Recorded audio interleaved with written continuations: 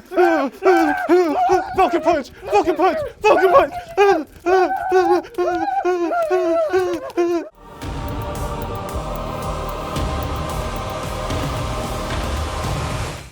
All right, what's up, everyone? We are back with Canadian Nerd Talks, and we're talking about Captain America, Civil War, Clash of Teams, Cap, Iron Man, Black Panther, Spider-Man.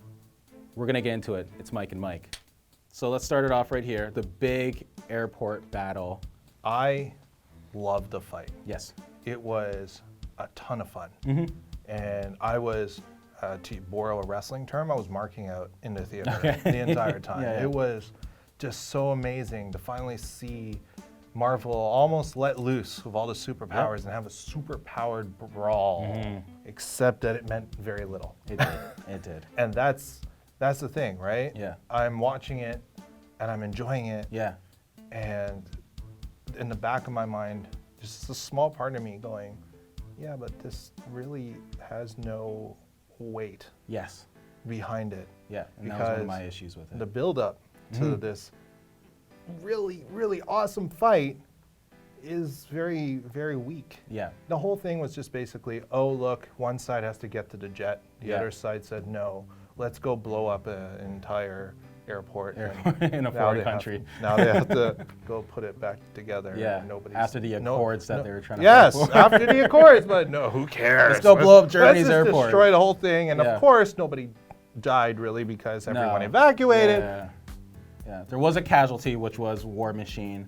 Not really. Yeah. I mean, sure. Well, he's I paralyzed. get it. But what yeah. I meant is, I mean, Marvel at least showed that people were evacuated. Exactly. But Yeah. the property damage is really high for something that, at the end of the day, was just a bunch of good guys not happy about each other. Exactly. And one side trying to stop the other going to an airplane. The scene, as you said, it was really fun. And that's kind of where I had my own personal issue, the fact that it was fun when it should have been more just a brawl, like just a full-out gritty brawl of these superheroes just finally clashing together. Once teammates and friends, and now they're just going out. Because when you're in a fight, especially when you're with a fight with a close friend, and when you guys both decide that's like, forget this, we are throwing down. Sometimes those are some of the most emotional, no holds bar fights you've ever been in your life. In your relationship. And I never found that within this scene. It happened later on in the movie, but not with the overall group, which what they were promoting. Right. Because in the comics, when this fight happens, or when one of these fights happen, it is brutal, it is gritty, people are getting hurt, suits are getting ripped, just people are just getting crushed, and at one point, a superhero actually dies.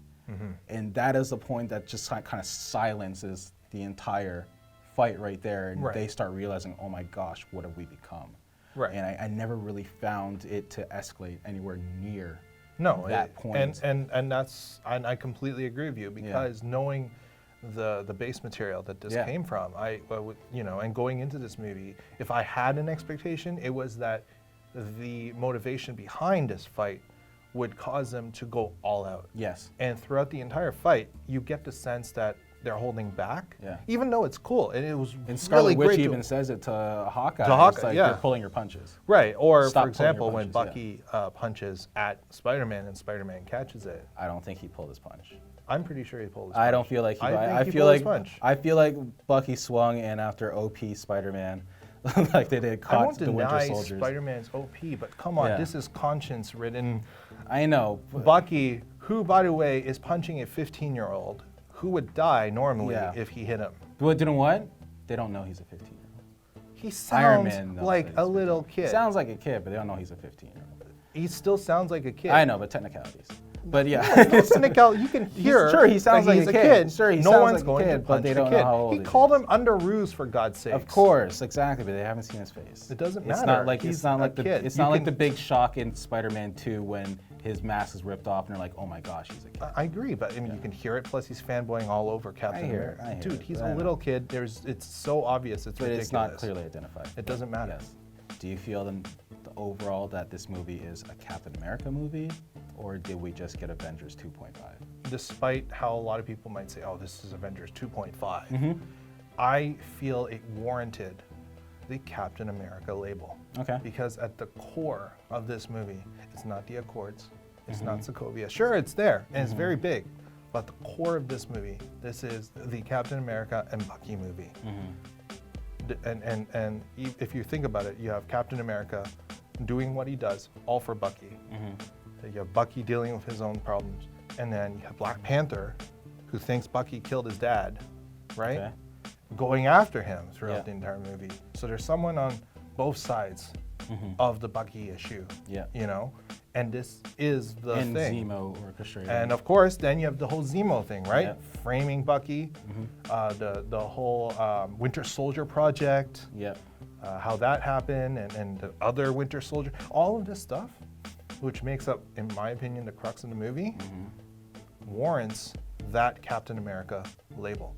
To me, it is a Captain America movie with a heckload of Avengers. Plus, in this world we have with so many superpowered beings, there is no reason to not have other superpowered beings in this movie. I feel like it wasn't exactly the core, but it definitely like hijacked the movie and took it down a different path. But from the get-go, it started off as an Avengers movie. The new Avengers team working together from the get-go to go up against Crossbones in the African country and everything else like that. The Accords were made for the Avengers, not just for Captain America and everything else like that, and that very much led the movie all the way through. That's why the UN summit was coming together, was for the Accords, for the Avengers, and enhanced people and everything else like that. So that's why, and it was peppered all through the movie. That's why even with Scarlet Witch, like she was under lockdown for majority of the movie until the airport scene, because of the actions that happened with the Avengers in the beginning and the casualties and everything else. And actually all throughout the movies, it's laced in from the Avengers 1 and Avengers 2 and just throughout everything that's happened within this Marvel Cinematic Universe. They're holding accountable the Avengers. And that's also with Tony too, about his guilt, because Tony's always constantly riddled with guilt of the things that he creates and having to take ownership of it. And the Avengers is something that he created, and now he feels like he needs to take ownership and lead it down a better path so he can finally maybe somehow rid himself of this guilt and these issues that he has. Because even him and Pepper aren't even together in this movie. They're taking a break because of everything that's happened with Tony and the Avengers and everything else. Yes, but even by the end of the movie, even Iron Man, who most of the movie was all about the Accords and all that, even he ended up in the Bucky storyline when they brought up the fact that Bucky killed his parents. Exactly, and that's why very much that side with the Winter Soldier very much hijacked it. I don't think they hijacked it though. I feel that this is a Captain America movie with a lot of Avengers elements due to the previous happenings that you cannot ignore. You absolutely cannot just go and say, yeah, all of that happened, but let's have a Captain America and Bucky story over here, and then make a whole bunch of people punch at each other. You know what I mean? And let's not forget, the reason why they punch at each other has to do with Bucky, not the Accords, really. I mean, there's... Well, no, it has to do with the Accords. Right, because they have to bring them in.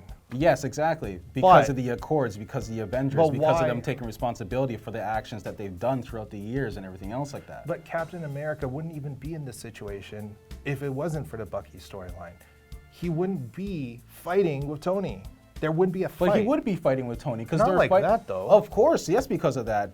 No. Yeah, because at one point or another, this would have fueled some kind of recourse either between Iron Man or Cap. Sure, within this movie, the Bucky situation helped, steer Cap to one side. Right. But Cap was against the Accords from the get-go. As soon as they announced it, he was like, no, I'm not going through this again. I had Nick Fury lie to me throughout the year so many times. I've had the thing that I fought for that I thought was going to bring the world together, which was S.H.I.E.L.D., ended up being the villain that I thought I got rid of and sacrificed my life for, Hydra. It's like, I'm not following something, a corporation or a group of leaders telling me what they think is right, when I know what is right. Right, but you're talking about a completely different movie that never happened. I'm talking about the movie that they started off having. They started off having because and the last movie that was marketed. And because within every trailer, right at the front, boom, Sokovia Accords. I agree, Boom. except that the movie is called Captain America, Civil War. Yeah, Civil War, a comic book. They based the movie on a comic book that pretty much integrates everything within it. You can't deny that the movie we got is a Captain America movie first. It's not a Captain movie. It is a Captain not movie. first, Yes, because it first is. it is pretty much Avengers 2.5. It has Avengers 2.5 elements, and if we can rename the movie, it's Captain America Avengers 2.5. I feel like it would have been a Captain America movie that instead of this whole Civil War thing, they just really focused on the 5 crazy Winter Soldiers that they end up throwing away and killing off screen. But that was a Within the very movie. good twist. In my opinion. It was one of You those. expected that to be a giant final battle. It should have been a giant final battle Should have instead been, of but instead we of never this got it. civil skirmish that we got. That would have been a war. Overall, anything. Look, And that- as Robot Chicken would say, what a twist. I'm serious. I thought we would get that, but we didn't. And I We wasn't should have got that. But I wasn't disappointed. I wasn't disappointed either, but I really do feel like at least it would have added more value to everything else that was happening here. Considering what Zemo was going for, you think that would have actually done Destroying the Avengers? it? So having Not a just bunch Cap? of superpower. Avengers 2.5? He wanted to pull them apart, right? Yeah, the Avengers. And hey, guess what? He succeeded. Yeah, the Avengers. Except that, he done it how? Through this How? whole Bucky thing. Yeah, because he knew that would be a weak link to destroy the Avengers. Yeah. Yeah, But it's still a not, Bucky issue. not single-handedly Cap. If again, Okay. you're right.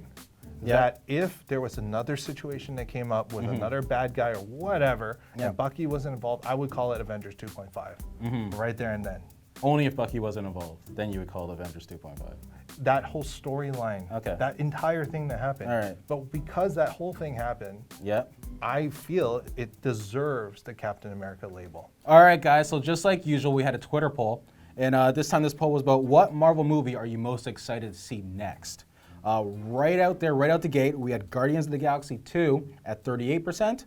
We had both a tie with Spider-Man: Homecoming and Doctor Strange at 24%. Wow. And I feel like this really should be bigger because just his involvement within this movie was so impactful. But then we have Black Panther, which I believe comes out in 2017 or 2018 or so. They've been shuffling around a lot because Right. I know I want to make room for Captain Marvel and everything else, was at 14%. All right, everyone. So follow us over at Instagram at The Canadian Nerd, and also follow us over at Twitter at THA Canadian Nerd. And also subscribe. We say it all the time, and we appreciate it. And leave comments. We love the comments. We love the dialogue going back and forth there. It's always fun. Sometimes we participate. Sometimes you guys go really hardcore. But we absolutely appreciate that, and we love it. So, like always, we'll catch you guys next time.